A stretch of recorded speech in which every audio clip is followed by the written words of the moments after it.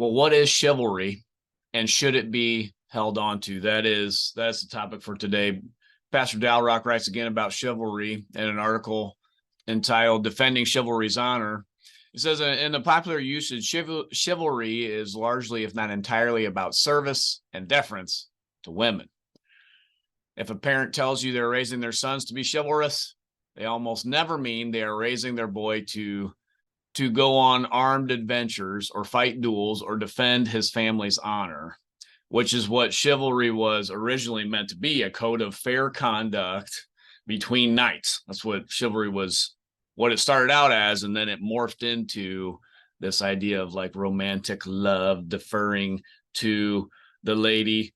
What they most commonly will mean is that if we're talking about raising your boys to be chivalrous, what's most commonly meant is that their boys will look for ways to be of service to the women around them, carrying heavy loads, offering a coat, opening a door. They will often also mean that they're training their boy to court chivalrously by boldly declaring their romantic intentions, always paying for dates, and when the time comes to propose marriage, they kneel in submission before milady. Now, I did that when I proposed to my wife, and I guess I didn't think it was that big of a deal. But I think it's this unconscious thing that I am submitting to milady.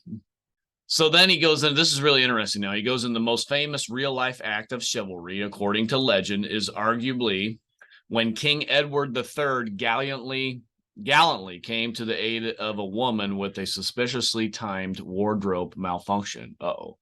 All right. So it said this is what the legend is. While she was dancing at a court ball, her garter is said to have slipped from her leg. And when the surrounding courtiers snickered, the king picked it up and returned it to her, exclaiming, I'm not even going to say that in Latin here, but it means shame on him who thinks evil of it.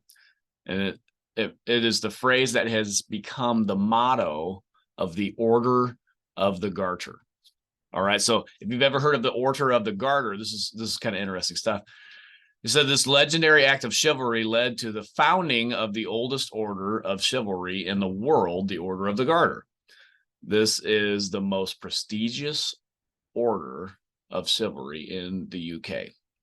And so the phrase the king uttered when the woman dropped her underwear was thought to be so gallant, so perfect an act of chivalry that it, along with a depiction of the garter itself, was prominently incorporated into the royal coat of arms of the United Kingdom.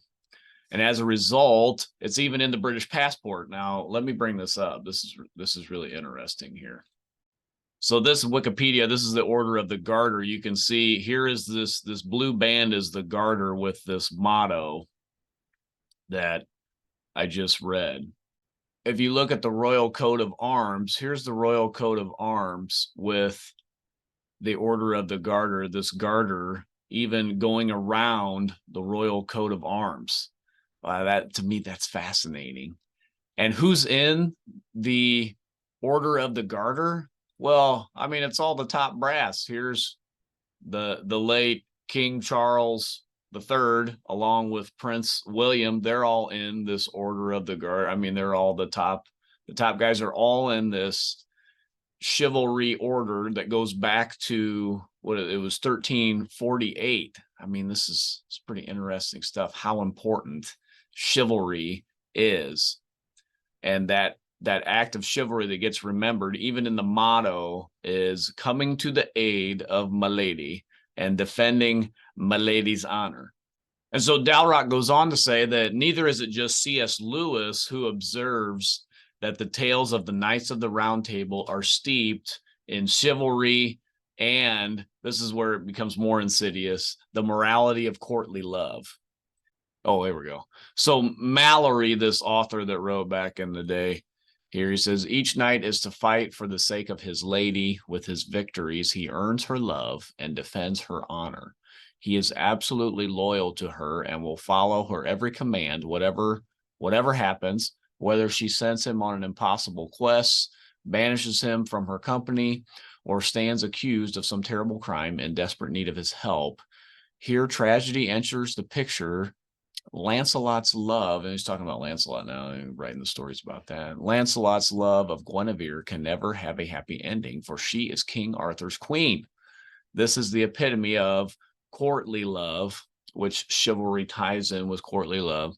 In literature, a commitment which binds the lovers until their deaths, but is never fulfilled in happy union. So courtly love is this adulterous type of love where the knight bids for milady's heart, but milady is always married to, some kind of king or noble or something like that, and the knights are applying for her attention. They want her love and her affection.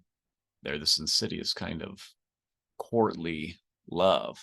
And so this is all steep, it's all kind of intertwined together, steeped together.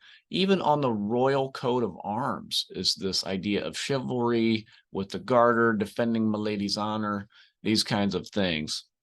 And so the problem with this is that this intertwines so much with romantic love that we go all the way back to the 1300s in courtly love and chivalry.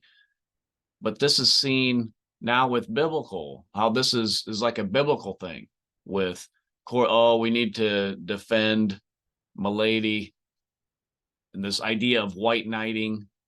I mean, we got to get rid of this. This is not good. This is not good stuff. It's steeped in adultery. It's not biblical. It's not what Christian marriage is. We got to get rid of this stuff. Anyway, even with all of that, we still can say that Christ is winning. He's building his church, and the gates of hell will not prevail against it. Until next time, this is the Postmillennial Man.